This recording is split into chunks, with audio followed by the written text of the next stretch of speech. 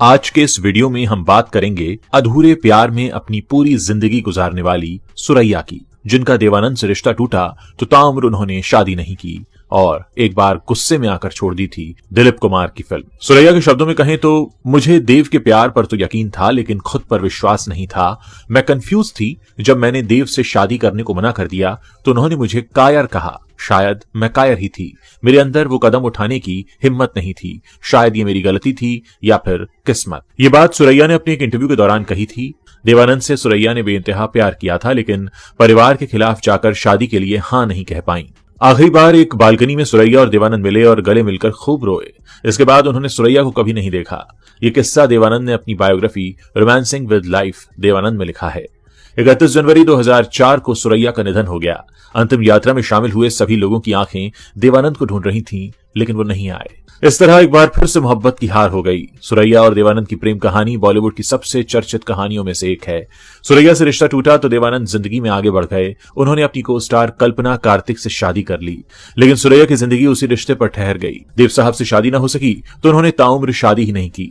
अपने जमाने की सबसे खूबसूरत एक्ट्रेस सुरैया उस दौर की सबसे महंगी हीरोइन भी थी। दिलीप कुमार जैसे एक्टर की ख्वाहिश थी कि वो सुरैया के साथ काम करें। फिल्म शुरू भी हुई लेकिन पहले ही सीन की शूटिंग से वो इतना नाराज हुई कि फिर कभी दिलीप कुमार के साथ काम नहीं किया।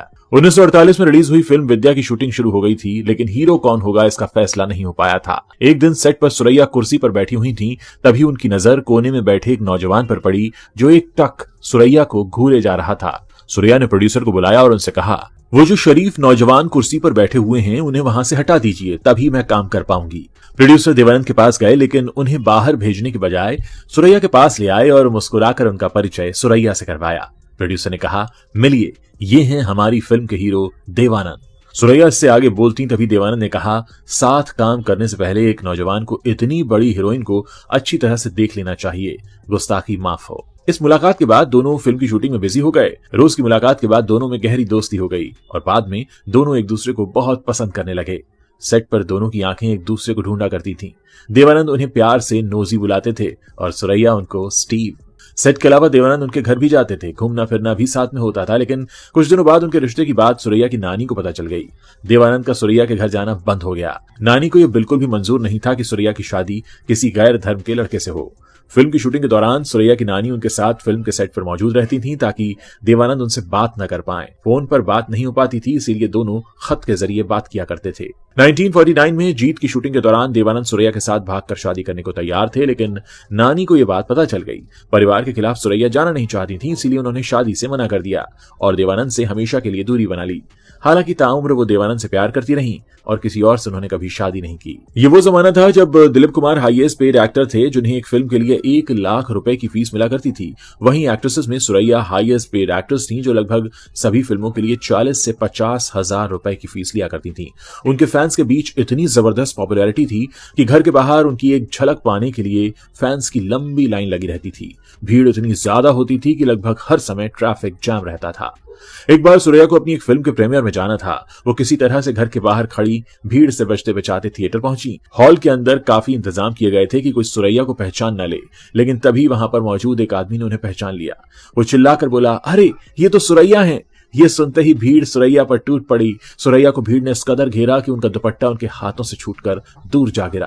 पहले तो काफी देर तक सुरैया के साथ आए सिक्योरिटी वाले भीड़ पर काबू पाने की कोशिश करते रहे, लेकिन जब सिक्योरिटी से बात नहीं बनी तब पुलिस को आना पड़ा। इस घटना का सुरैया पर इतना बुरा असर पड़ा कि उन्होंने पब्लिक प्लेस पर जाना ही बंद कर दिया। साथ ही इसके बाद वो कभी अपनी फिल्मों के प्रीमियर पर भी नहीं गई। सुरैया की फैन फॉलोइंग सिर्फ भारत ही नहीं बल्कि विदेशों में भी, लेकिन सुरैया खुद हॉलीवुड के फेमस एक्टर ग्रेगरी पेक की दीवानी थी। वो उनसे मिलना भी चाहती थी। 1952 में भारत में पहला इंटरनेशनल फिल्म फेस्टिवल हुआ। इसमें सुरैया की मुलाकात हॉलीवुड डायरेक्टर फ्रैंक कापरा से हुई। सुरैया ने अपनी एक फोटो पर साइन करके कापरा को दिया और कहा, ये आप ग्रेगरी पेक को दे दीजिएगा। इसके बाद जब एक बार ग्रेगरी इंडिया आए तो उन्होंने सुरैया से मुलाकात की इच्छा जताई। एक मीडिया रिपोर्ट के अनुसार ग्रेगरी उनसे रात के 11 बजे मिलने उनके घर पहुंचे। उन्होंने उनके घर का दरवाजा खटखटाया। सुरैया की मां ने दरवाजा खोला और ग्रेगरी ने उनसे पूछा, सुरैया कहाँ है मैडम?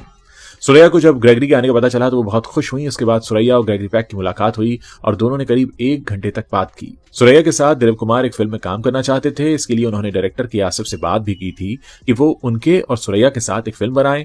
के आसिफ ने भी इस बात पर हामी भर दी। उन्होंने दोनों को लेकर फिल्म जानवर का अनाउंसमेंट भी कर दिया। सब कुछ तय हो गया। फिल्म की शूटिंग भी शुरू हो गई।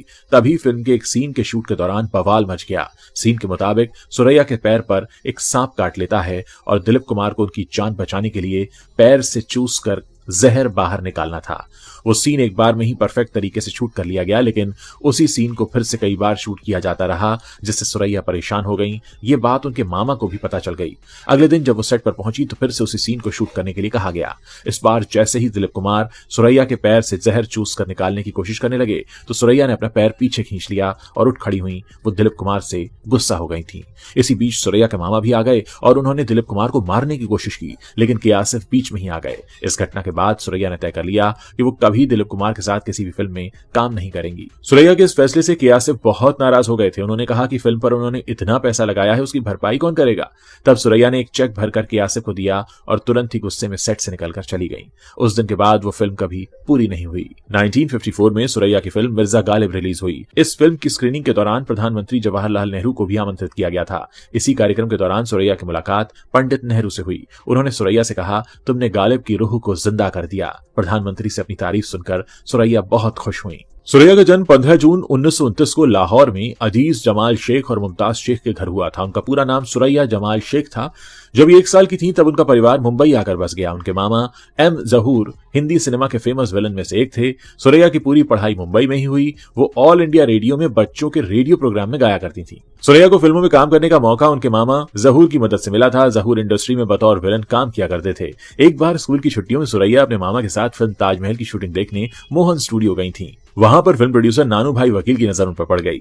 नानू भाई उनकी खूबसूरती और सादगी से इतना प्रभावित हुए कि उन्होंने सुरैया को फिल्म में मुमताज महल के लिए चुन लिया। एक बार ऑल इंडिया पर सुरैया को गाते नौशाद ने सुना। सुरैया के गाने का अंदाज नौशाद साहब को बहुत पसंद आया। इसके बाद उन्होंने कारदार साहब की फिल्म शारदा में सबसे पहले सुरैया को गाने का मौका दिया। 1936 से 1963 तक सुरैया ने फिल्मों में काम किया था। खराब स्वास्थ्य की वजह से उन्होंने फिल्म इंडस्ट्री से दूरी बना ली थी। जिंदगी के अंतिम 6 महीनों के दौरान सुरैया अपने वकील धीमंत ठक्कर के साथ अपने परिवार के साथ रहीं, जिन्होंने बीमार होने पर उन्हें अस्पताल में भर्ती कराया। वो हाइपोग्लाइसीमिया जैसी कई गंभीर बीमारियों से पीड़ित थीं, जिस वजह से 74 साल की उम्र में उनका निधन हो गया। मैं आपको बता दूं कि सुरैया को 1996 में screen life time achievement award से सम्मानित किया गया था। 2003 में उन्हें दादा साहब फाल्के अवार्ड दिया गया और 1996 में ही सिनेमा के 100 साल पूरे होने पर सुरैया के नाम से एक डाक टिकट भी जारी हुआ था।